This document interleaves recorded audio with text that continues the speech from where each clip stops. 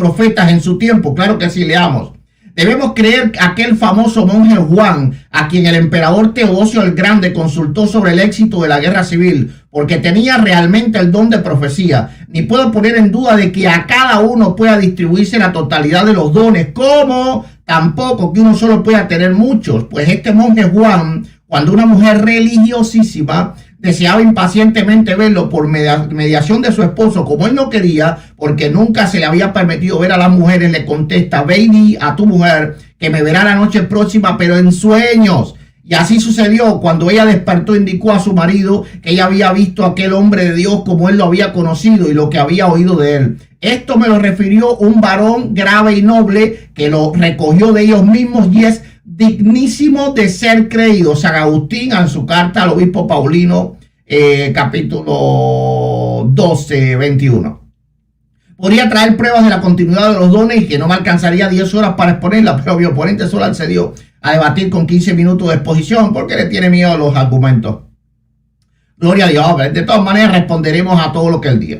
En el Nuevo Testamento los dones eran parte de la iglesia local y no solo de los apóstoles o principales discípulos, Romanos 12:6. De manera que teniendo diferentes dones según la gracia que nos es dada, si el de profecía úsese conforme a la medida de la fe. 1 Corintios 12:4. Ahora bien, hay diversidad de dones, pero el Espíritu es el mismo. 1 Corintios 14:1. Seguir el amor y procurar los dones espirituales, pero sobre todo que profeticéis. Pero no solo eso, sino que los ministerios son vestidos de dones. No existen pastores, maestros, evangelistas o profetas sin dones. Leamos Efesios 4, a partir del 7. Pero a cada uno de nosotros se nos es dado la gracia conforme a la medida del don de Cristo. Por lo cual dice: subiendo a lo alto llevó la cautiva a la cautividad y dio dones a los hombres. Y eso de que subió es que, sino que también había descendido primero a las partes bajas de la tierra. El que descendió es el mismo que también subió por encima de todos los cielos para llenarlo todo. Y él mismo constituyó a unos apóstoles, a otros profetas, a otros evangelistas, a otros pastores y maestros, a fin de perfeccionar a los santos para la obra del ministerio, para la edificación del cuerpo de Cristo. Un ministro sin dones no puede perfeccionar a los santos porque es un falso ministro de Cristo, el cual vive en la carne. Dejemos que el último libro de la Biblia determine si los dones se acabaron. Tomaremos como ejemplo los dos testigos, los cuales mi oponente dirá que es la iglesia por los dos olivos que representan a Israel, a los cristianos, o tal vez dirá que es el Nuevo y el Antiguo Testamento. Cualquiera que sea su interpretación, veamos qué dice la Biblia. Apocalipsis 11, del 5 al 6 dice: si alguno quiere dañarlos, sale fuego de ellos y devora a sus enemigos. Y si alguno quiere hacerles daño, debe morir él de la misma manera. Estos tienen poder para cerrar el cielo a fin de que no llueven los días de su profecía. Y tienen poder sobre las aguas para convertirla en sangre y para herir la tierra con toda plaga cuantas veces quieran.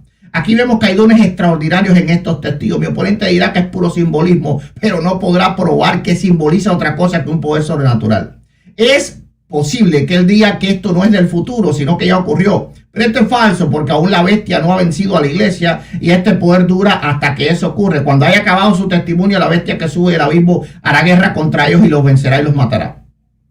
Tomemos en cuenta la prueba cronológica. El último apóstol en morir y en escribir fue el apóstol Juan. Sin embargo, no existe un solo verso referente al cesacionismo en sus escritos. Si los dones iban a acabar después de su partida, era lógico que Dios hubiera marcado este tiempo, pero no lo hizo. Por ejemplo, Dios marca el tiempo del cierre del canon.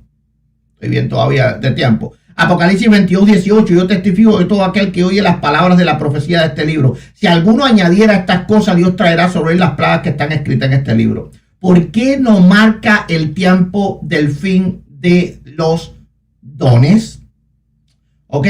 Entonces, mi oponente, ¿verdad? También tratará de usar la sola escritura para tratar de oponerse, ¿verdad?, a los dones. Ahora, los dones cesaron porque la sola escritura es suficiente. Esto es increíblemente absurdo y falso, porque los dones no son entregados a personas excepcionales para traer revelación o doctrina, sino que son repartidos en todo el pueblo según el Espíritu Santo quiere para edificación de la iglesia. Ya lo leímos en 1 Corintios 14, 12, 1 Corintios 14, 26.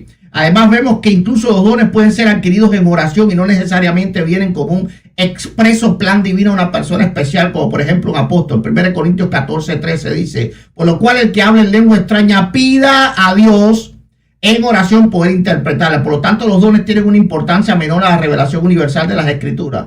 Ok, confundir los dones con la revelación es una falacia de falsa equivalencia, porque los dones no equivalen a la revelación. Por lo tanto, este argumento de la sola escritura, si él lo usa, que es completamente absurdo. Por otra parte, el cesacionismo viola la sola escritura porque no se encuentra en ella. Todos los nuevos textos hablan de dones espirituales y jamás se estipula que luego al morir de los apóstoles serán cercanos. Esto acabaría.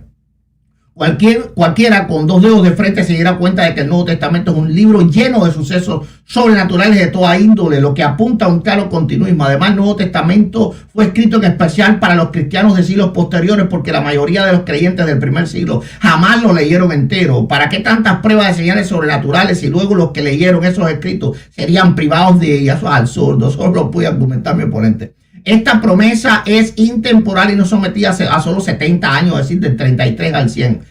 Marcos 16, 17 y 18. Y estas señales seguirán a los que creen. En mi nombre echarán fuera demonios, hablarán nuevas lenguas, tomarán en las manos serpientes y si bebieren cosas mortíferas no les hará daño. Sobre los enfermos pondrán sus manos y sanarán. Estas señales seguirán a los que creen. Claro, mi oponente no cree y por esto no recibe. Hebreos 11:6 dice, pero sin fe es imposible agradar a Dios, porque es necesario que el que se acerca a Dios crea que le hay, que él es galardonador de los que le buscan. 1 Corintios 13, 8 al 13 deja claro que lo perfecto es una referencia a la segunda venida de Cristo, cuando lo vemos cara a cara, no por espejo. Verso 12. Me pregunto si mi oponente piensa que él conoce como fue conocido y si él cree que aún él no lo ve como por un espejo. ¿Acaso él conoce todos los misterios de Dios? Ni siquiera conoce la presencia de Dios y jamás ha sentido su poder y ya cree que llegó lo perfecto. Bueno, eso es risible. ¿Acaso el cierre del canon nos da una revelación perfecta? Claro que no, y esto se prueba en los cientos de interpretaciones que se dan de un mismo tema bíblico, texto bíblico, incluso dentro de las mismas denominaciones reformadas. Y los reformados no son una excepción. Esto prueba que lo perfecto nada tiene que ver con el cierre del canon, lo que deja refutado este argumento si él lo usara. Los dones no traen doctrina ni leyes morales a la iglesia, así que la sola escritura no contradice la existencia de los dones. Esto lo probaré en esto. En este tiempo de los apóstoles, en el tiempo de los apóstoles existía la sola escritura. Parece que mi oponente cree que no, ¿verdad? Pero sí, claro que sí, porque Pedro dice que tenía la palabra profética más segura y Pablo dice que no pensaran más allá de lo que está escrito, pero los dones igualmente abundaban en la iglesia. Ningún cristiano con sus dones de sanidad o profecía aportó alguna regla de fe o doctrina en el primer siglo, así como tampoco lo hacen ahora. Es una burla a la inteligencia usar la sola escritura para probar la herejía del cesacionismo, pero me imagino que mi oponente lo hará. Bueno, ya tengo tiempo y ahí termino. Perfecto, paramos el tiempo, reiniciamos. Ok. Apaga esos micrófonos, por favor. Ok, un momento. Sí. Ok, perfecto. Bueno, muchas gracias, Pastor Eduardo Gutiérrez, y a ambos exponentes. Damos ya por concluido este primer bloque de argumentación o primera exposición por parte de cada panelista. A continuación ya damos inicio a este bloque de 5 tiempos de 5 minutos para cada exponente, donde cada uno de ellos tendrá un plazo máximo de 5 minutos para exponer ahora sus argumentos, sus conclusiones y sus apreciaciones sobre la vigencia o el cese de los dones espirituales. Así que sin más preámbulos, le cedo ya la palabra a Jaime Supo para que nos pueda iniciar con este bloque de 5 minutos. Adelante, Jaime. 5 minutos a partir de ahora. 2 preguntas. Ok, perfecto. Entonces, puedes realizar tu pregunta a partir de ahora. Adelante.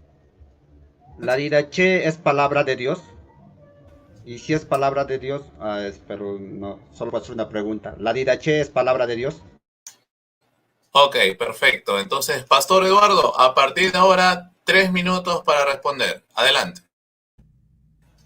La didache no es palabra de Dios como no lo es la teología sistemática, como no lo es tampoco los escritos de ningún teólogo a lo largo de la historia, como no lo es lo que nosotros estamos hoy debatiendo aquí tampoco, porque yo no creo que yo estoy hablando palabra de Dios y mucho menos creo que tú lo estás haciendo, pero eso no quita valor de que es un testimonio de lo que creyeron los primeros cristianos de la palabra de Dios, porque yo no creo que tú creas que ellos violaban o quebrantaban la palabra de Dios y no creo que tú creas que ellos no creían en la sola escritura. Esa es mi respuesta. Perfecto. Paramos el tiempo. Reiniciamos. Muy bien.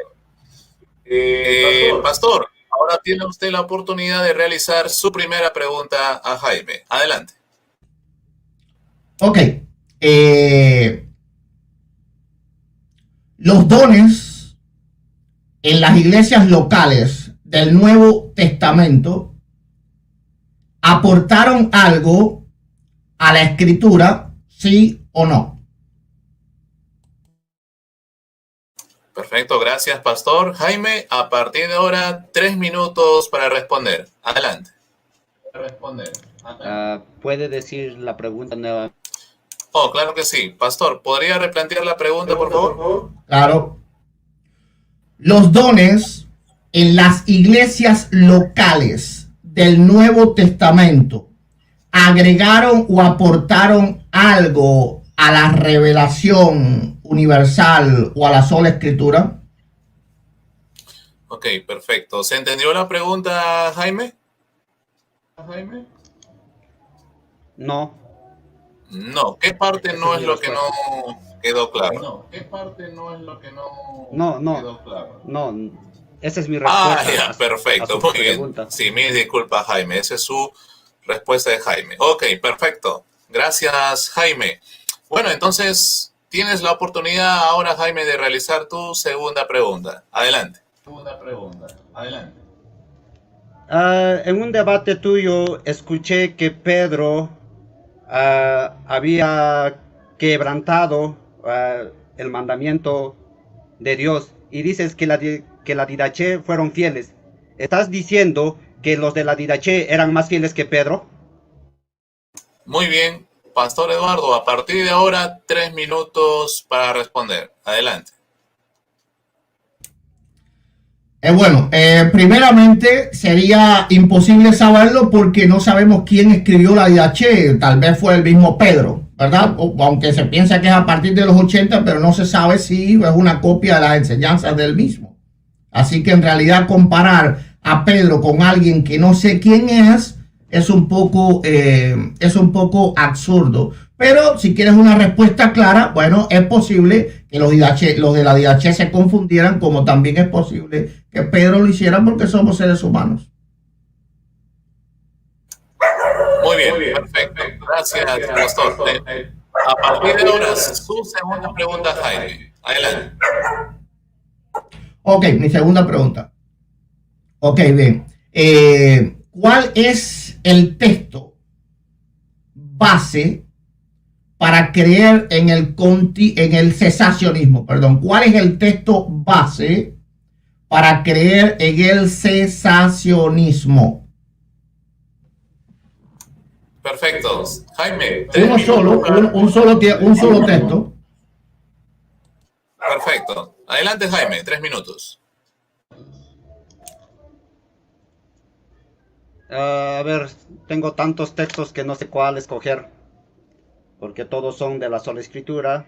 A ver, voy a escoger uno de ellos, sería Hebreos 2, 3, 4 en adelante. Hebreos 2, 1, 2, 3, 4. Esa es mi respuesta.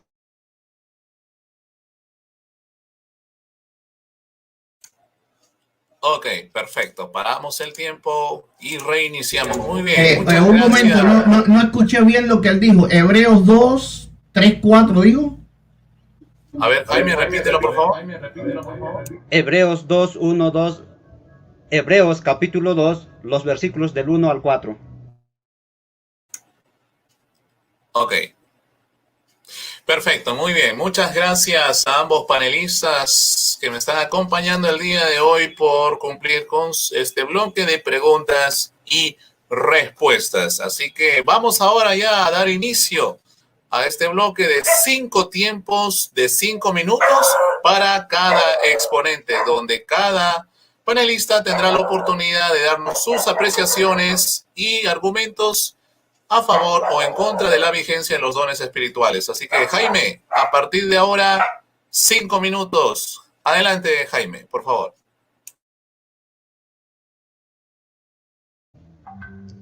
Bueno, acabamos de comprobar que él utiliza argumentos de dudosa procedencia, ¿no? Él mismo dentro de la pregunta dijo que la didache no era palabra de Dios y muy probablemente estaban equivocados. Por lo tanto, en consecuencia, en similitud, su propio argumento está basado en equivocaciones humanas. Utilizó unas cuantas veces a Pedro, entonces por lo tanto tampoco tendría validez porque se hubieran equivocado. Nuevamente, utilizó a Pablo, y ¿cuál es la evidencia de que Pablo también no se haya equivocado? Segundo argumento, utilizó a Pastor de Hermas, que también es católico, por lo tanto no se puede utilizar porque estaríamos hablando de un continuismo de las escrituras y por lo tanto es tradición oral. Queda invalidado estos tres primeros puntos, y es más, queda invalidado la misma escritura, porque si Pedro se equivocó, ¿cuál es la evidencia de que realmente sea esto verídico? Si Pablo se equivocó, ¿cuál es la evidencia de que esto realmente es verídico? Y yo le voy a decir cuál es la evidencia de que Pablo y Pedro escribieron cosas realmente verídicas. ¿Qué es lo que nos dice Hechos 2:43, cuando yo leí? ¿Qué es lo que me dice Hechos 2:43? Que ellos hacían señales de apóstoles para decir que lo que ellos estaban haciendo o estaban diciendo era palabra de Dios. Nuevamente, ahora, ¿qué es lo que nos dice Hechos 14:2? También nos dice que esto era exclusivamente para los apóstoles, para que se reivindique o para que sea verídico lo que ellos estaban diciendo, que lo que ellos estaban diciendo era palabra de Dios. Por lo tanto, si él utiliza y dice, bueno, que los señales y los milagros que ellos hicieron es basado en sus errores, entonces, ¿qué evidencia me trae a mí, padres de la Iglesia Católica, y dentro de su continuismo, él me utiliza hasta la didache? Por lo tanto, el primer argumento es completamente risible, ¿no? O sea, que yo le crea a alguien que hace señales y prodigios y luego vaya y diga, bueno, quizás se equivocó, quizás se fallaron. No, es sola escritura, es nuestra fuente de autoridad. No es un quizá, sino que fue avalada. ¿Por qué? Por Dios. ¿Y cómo la avaló Dios? Dios lo avaló por medio de señales y prodigios. Así que es bastante risible, hasta bastante ridículo que digas que ellos tal vez, posiblemente, o quizá de alguna manera se equivocaron. Por lo cual, él ni siquiera necesita las escrituras. ¿Por qué? Porque puede traer una nueva revelación falible, ¿no? Porque lo que está escrito dentro de las escrituras, ¿qué cosa es? Es falible. Aún cuando ha sido, ¿qué cosa? Ha sido manifestada, ha sido corroborada, ha sido dicha como verídico. ¿Quién? Por Dios. ¿Cómo? Por medio de señales, prodigios y milagros. Esto es lo que nos está diciendo las mismas escrituras. Ahora, él utilizó acerca de la edificación y lo dijo en el minuto 28. Anoté esto porque él dijo que la iglesia es para seguir edificando la iglesia. Esto va en contra de lo que dice Efesios 2:20. Vamos a corroborar nuevamente. El catolicismo romano, con su representante Eduardo Gutiérrez, estoy haciendo un símil, cuando debatía con Lutero, ¿qué es lo que le dijo? Ah, bueno, Dios sigue edificando a su iglesia, Dios sigue hablando a su iglesia. Por lo tanto, mira, nosotros tenemos a la didache, tenemos al pastor de Hermas, tenemos aquello, tenemos ahí lo otro. Mira, Lutero, tú no tienes nada. ¿Y qué es lo que respondió Lutero frente a este argumento que le mostraron la didache, que le mostraron el pastor de Hermas, que le mostraron diversos santos católicos? ¿Qué es lo que dijo? Yo tengo la palabra profética más segura, que fue corroborada por el Espíritu Santo por medio de señales y prodigios. Por tanto, lo que ellos dijeron o hicieron es palabra de Dios. Y claramente, ¿qué es lo que nos dice Efesios 2:20? Sobre el fundamento de los apóstoles. ¿Y quiénes más? Sobre el fundamento de los apóstoles y los profetas. No sobre el fundamento de la didache, no sobre el fundamento del pastor de Hermas, no sobre el fundamento equivocado de Pedro, no sobre el fundamento equivocado de Pablo, sino por el fundamento que fue corroborado. ¿Por quién? Por el Espíritu Santo. ¿Quién corroboró esto? El Espíritu Santo. ¿Por medio de qué? Señales, prodigios y milagros. Por eso es que Hechos 2:44 nos dice claramente, señales de apóstol. Fin del asunto. Creo que acabo de refutar contundentemente. Paramos. Ok. Muy bien, perfecto. Gracias, Jaime. A continuación, le cedo la palabra al pastor Eduardo Gutiérrez. 5 minutos a partir de ahora.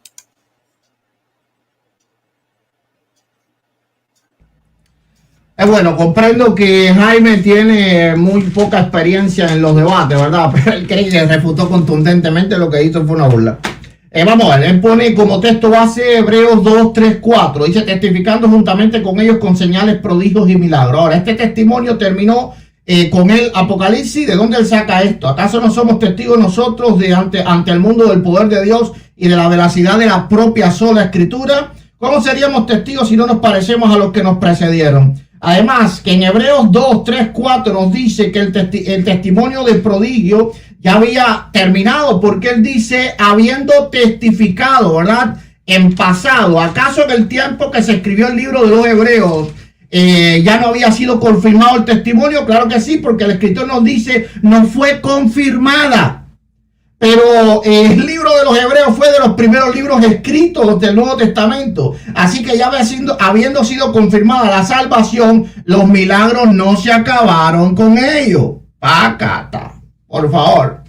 Él dice que queda invalidada la didache porque es posible que se confundiera. Que claro que yo no puedo dar la didache como algo infalible, ¿verdad? Porque no es palabra de Dios, pero él cree en los primeros 4 concilios católicos. Y entonces eso sí, ¿verdad? Eso sí, pero la didache no, qué gracioso está eso. Ahora, yo lo muestro como testimonio de lo que los primeros creyentes, basados en la sola Escritura, a no ser que él piense que la sola Escritura fue un invento de Lutero y entonces él sí sea católico. Si él cree que los primeros cristianos creyeron en la sola Escritura, entonces podemos entender que la didache está basada en la sola Escritura. Es como si yo le dijera a él que lo que afirmó la Reforma de las 5 solas, pues no tenemos que creerla porque se afirmó después de cerrado el canon. Y él dice que refutó. Gloria a Dios. Efesios 2:20 dice, edificado sobre el fundamento, y aquí hace él una súper pésima exégesis del texto, porque Pablo no está diciendo que ya la iglesia fue edificada, sino que nosotros tenemos que edificarnos sobre ese fundamento. Pero ¿cómo edificamos, verdad? Bueno, dice en 1 Corintios 3:2, y sobre este fundamento alguno edificare, así que seguimos edificando. No es que la edificación acabó, de donde él saca que el fundamento es el edificio. Wow, increíble. Dice en 1 Corintios 3:2, y sobre este fundamento alguno edificare, oro, plata, piedras preciosas, madera, heno o hojarasca. Pero ¿cómo lo vamos a edificar? Como Pablo habla, ¿verdad? A través de los dones y de la predicación de la palabra que son dadas para la edificación del cuerpo de Cristo. ¿Ok? Mi oponente se quiso agarrar de la suficiencia de las Escrituras, pero Pablo le dijo a Timoteo, y avísame si cuando termine, porque no agarré el tiempo. ¿Ok? A Timoteo que la escritura que él tenía, la del Antiguo Testamento, ya era suficiente para él. En 2 Corintios 3, 15 al 16, él dice, esto te es suficiente para ser un hombre entero preparado para la obra de Dios, ¿ok? Ahora, eso no invalidó los dones extraordinarios. La suficiencia de las Escrituras no invalida los dones extraordinarios, porque ya el Antiguo Testamento tenía suficiencia para ser perfecto al cristiano. Así que queda completamente refutado todo lo que él habló acerca de la sola Escritura. La palabra de Dios es clara que el continuismo está en la profecía bíblica. En Joel 2, 28 al 32 dice, y después de estos días derramaré mi espíritu sobre toda carne, y profetizarán vuestros hijos y vuestras hijas, y vuestros ancianos soñarán sueños, y vuestros jóvenes verán visiones. ¿Ok? Ahora, veamos que cómo dice la Biblia, cómo la Biblia entendió esto, cómo los apóstoles entendieron esto. En Hechos 2, a partir del 28, dice, y después de esto derramaré mi espíritu sobre toda carne. Esto ocurrió que viene después, y profetizarán vuestros hijos y vuestras hijas, vuestros ancianos soñarán sueños, y vuestros jóvenes verán visiones. Pedro lo habla en un lenguaje futurista, ¿verdad? Atrayéndose a escritura que ya se cumplió, pero no se cumplió para que ya dejó su cumplimiento, sino que comenzaba, porque esta escritura es una profecía para los últimos tiempos. El fin de la profecía es el siglo I. Claro que no, veamos que esto se extiende hasta el final de los tiempos de la salvación. En el verso 32 dice, todo aquel que invocar el nombre de Jehová será salvo, porque en el monte de Sión y en Jerusalén habrá salvación, como ha dicho Jehová, y entre el remanente en el cual ella ha llamado. Es importante comprender que esto no es un único suceso, es decir, no solo ocurrió el día de Pentecostés, sino que a partir del Pentecostés comenzó a ocurrir con un derramamiento constante sobre la iglesia de Cristo. Leemos que Pedro lo explica en Hechos 2:16, más esto fue lo dicho por el profeta Joel 17, y en los postreros días, dice Dios, derramaré de mi espíritu sobre toda carne, y vuestros hijos y vuestras hijas profetizarán. Tiempo. Ok, perfecto. Paramos, reiniciamos. Muy bien, perfecto. Gracias, pastor. Bueno, a continuación, Jaime, 5 minutos a partir de ahora. Adelante. No sé cómo se atreve nuestro herejín a utilizar a Hechos el primer discurso de Pedro, porque tal vez Pedro ahí también se estaba equivocando, así que no tiene validez lo que él diga acerca de Pedro, porque ¿cuál es la evidencia de que realmente si en alguna parte Pedro se equivocó, en otra parte también tiene que equivocarse? Por lo tanto, lo que él diga acerca de Pedro tiene que estar bajo tela de juicio. Pero yo no voy a poner en tela de juicio lo que está diciendo Pedro. ¿Por qué? Porque somos sola escritura. Nosotros no cuestionamos, porque para nosotros las escrituras es suficiente. Entonces, ¿qué es lo que nos está diciendo el Pedro? Pedro lo que está haciendo es esto. Pedro está trayendo la profecía de Joel, del profeta Joel. ¿Qué es lo que está haciendo Pedro? Está trayendo la profecía. ¿Y qué es lo que hace luego, después de traer la profecía? Lo explica. ¿Por qué? Porque el pueblo está viendo. ¿Qué cosa está viendo? ¿Qué es lo que está pasando? Estos están locos. ¿Qué es lo que está sucediendo? ¿De dónde? ¿Qué está pasando? Y Pedro tiene que explicar. Y lo que Pedro está diciendo en estos momentos es que lo dicho por el profeta Joel se ha cumplido en sus ojos. Se ha cumplido en sus narices. Esto es lo que está diciendo. Lo que en otras palabras debemos hacer con esta parte de las escrituras es decir, pero sí, estoy de acuerdo, se ha cumplido. Check, cumplido. Ir a Joel, check, cumplido. Está cumplido.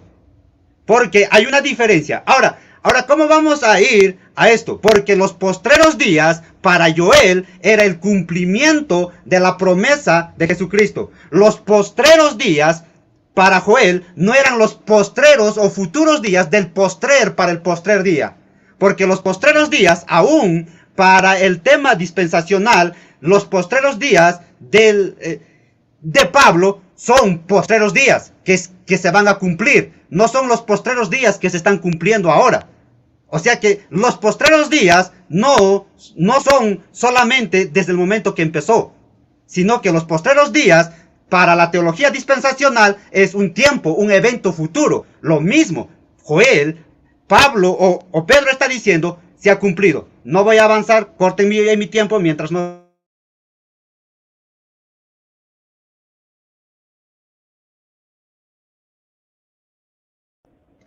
Entonces, lo que está diciendo aquí Pedro es, se ha cumplido. Las escrituras se han cumplido. Por lo tanto, check. Ahora habló acerca de Efesios y dijo que tengo una exégesis terrible. Me gustaría saber en qué universidad has llevado cursos de exégesis. Yo te puedo demostrar en donde yo los he llevado. Ahora nuevamente, exégesis. ¿Qué es lo que está diciendo? Sobre el fundamento. ¿De quién? ¿De quiénes? De los apóstoles y los profetas.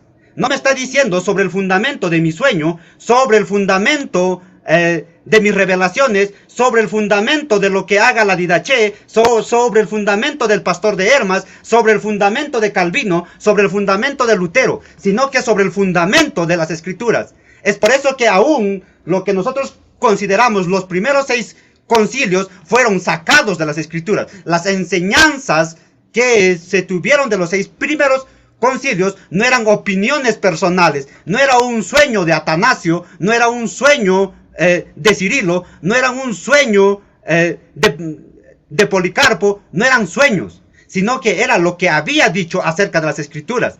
Es por eso que cuando nosotros tomamos a los padres de la iglesia, tomamos qué es lo que dijeron basado en esto, porque habían algunos que habían visto que María había ascendido ahí al cielo.